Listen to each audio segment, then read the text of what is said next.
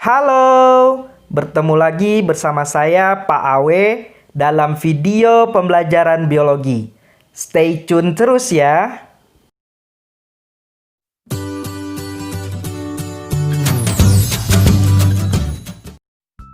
Pada video kali ini kita akan membahas jenis pertumbuhan pada tumbuhan. Jenis pertumbuhan yang pertama yaitu pertumbuhan primer. Pertumbuhan ini terjadi pada semua jenis tumbuhan. Pertumbuhan primer itu diakibatkan oleh aktivitas meristem apikal atau meristem ujung. Meristem itu artinya sel-sel yang aktif membelah. Letak meristem apikal ini ada dua. Yang pertama ada di apikal atau ujung batang dan yang kedua ada di ujung akar. Sekarang kita lihat gambar meristem apikal atau meristem yang terletak di ujung. Yang pertama ada di ujung batang dan yang kedua ada di ujung akar. Sekarang yang pertama kita bahas meristem apikal pada batang. Kita lihat pada gambar ini di ujung batang kalau kita perbesar maka terlihat bagian-bagian. Yang pertama ada tunas apikal, selanjutnya ada meristem apikal, kemudian ada protoderma, kemudian ada meristem dasar, ada prokambium, dan tunas samping atau tunas aksiler.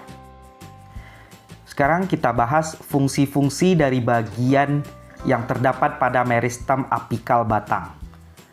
Pertama ada meristem apikal. Bagian ini merupakan bagian yang sangat aktif membelah sehingga menyebabkan tumbuhan terus tinggi ke atas. Selanjutnya ada bagian protoderma yang berkembang menjadi epidermis. Kemudian ada meristem dasar yang akan berkembang menjadi parenkim atau jaringan dasar.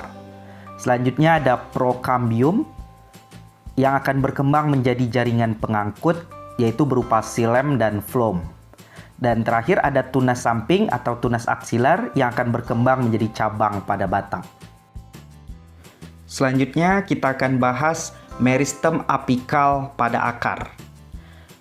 Pada bagian akar itu terdapat 3 zona. Yang pertama ada zona pendewasaan, disebut juga zona maturasi atau diferensiasi. Yang kedua ada zona pemanjangan atau elongasi, dan yang ketiga ada zona pembelahan. Kemudian pada bagian akar juga terdapat bagian-bagian. Yang pertama ada rambut akar, kemudian yang kedua ada protoderm yang akan berkembang menjadi epidermis. Selanjutnya ada prokambium yang nantinya akan berkembang menjadi jaringan pengangkut yaitu xilem dan phloem. Selanjutnya ada meristem dasar yang akan berkembang menjadi jaringan dasar atau parenkim. Kemudian ada meristem apikal akar, bagian yang aktif membelah sehingga akar akan terus tumbuh ke dalam tanah. Dan terakhir ada bagian tudung akar atau kaliptra. Sekarang kita bahas fungsi-fungsi yang terdapat pada bagian yang ada di dalam gambar meristem akar. Yang pertama ada tudung akar atau kaliptra, berfungsi sebagai pelindung dan juga pelumas. Karena bagian tudung akar ini akan menghasilkan cairan polisakarida yang akan melumasi tanah agar mudah untuk ditembus oleh akar. Kemudian di bagian akar juga terdapat 3 zona. Yang pertama ada zona pembelahan atau meristematik.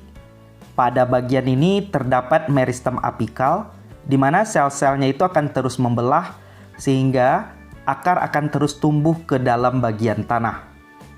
Yang kedua ada zona pemanjangan atau elongasi. Pada bagian ini terjadi pemanjangan sel. Yang ketiga ada zona pendewasaan atau diferensiasi. Pada bagian ini terjadi pematangan sel. Dan di zona ini juga terdapat rambut-rambut akar. Sekarang kita bahas jenis pertumbuhan yang kedua, yaitu pertumbuhan sekunder. Pertumbuhan sekunder ini menyebabkan tumbuhan membesar ke samping. Pertumbuhan sekunder itu umumnya terjadi pada tumbuhan gimnosperme atau tumbuhan biji terbuka, dan dikotil. Pertumbuhan sekunder ini diakibatkan oleh aktivitas meristem lateral atau meristem samping yang dikenal dengan kambium. Ada dua jenis kambium yang berperan dalam pertumbuhan sekunder. Yang pertama ada kambium vaskular atau kambium pembuluh, dan yang kedua ada kambium gabus atau velogen. Pada video ini kita akan membahas pertumbuhan sekunder terutama pada batang dikotil. Kita perhatikan gambar penampang melintang tumbuhan dikotil berikut ini. Ini merupakan hasil dari pertumbuhan primer batang dikotil. Bagian luar terbentuk epidermis, kemudian ada korteks, selanjutnya ada floem primer, kemudian ada kambium vaskular atau kambium pembuluh, dan selanjutnya ada xilem primer. Proses selanjutnya terbentuk gelang kambium yang menghubungkan antara pembuluh yang satu dengan yang lain. Dan terbentuk juga kambium gabus atau velogen. Proses selanjutnya akan terbentuk floem dan xilem sekunder akibat dari pembelahan kambium vaskular atau kambium pembuluh.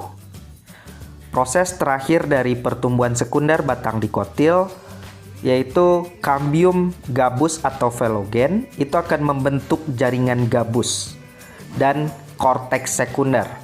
Sehingga bagian-bagian tumbuhan dikotil ini akan terdiri dari floem primer, floem sekunder, kambium vaskular, xilem sekunder, sel parenkima sekunder, xilem primer, korteks sekunder, kemudian ada bagian kambium gabus dan ada gabus.